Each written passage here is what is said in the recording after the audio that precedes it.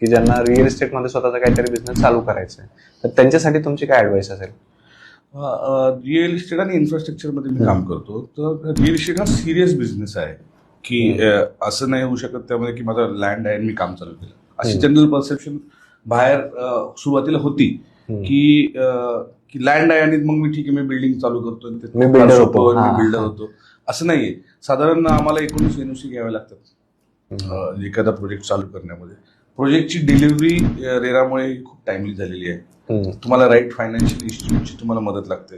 So you have to develop your profile. आता जो customer आहे तो पण कस्टमर हा मॅच्युअर्ड आहे. तो कस्टमर पण चेक करतो की डिलिव्हरी मला कुठे भेटणार आहे, बरोबर, आणि राईट प्रोडक्ट माझ्यासाठी आहे का. प्रोडक्ट डिझायनिंग मध्ये स्किल आहे, प्रोडक्ट डिलिव्हरी मध्ये स्किल आहे आणि कन्स्ट्रक्शन टेक्नॉलॉजी मध्ये स्किल आहे. तर या सगळ्या गोष्टींना तुम्हाला राईट स्किल साठी हा तुमचा बिझनेस आहे का हे तुम्ही ठरवलं पाहिजे आधी. ओके. जर का तुम्हाला वाटलं की रिअल इस्टेट ही तुमची पॅशन आहे आणि खरंच हा माझा राईटफुल बिझनेस आहे, then you should do it.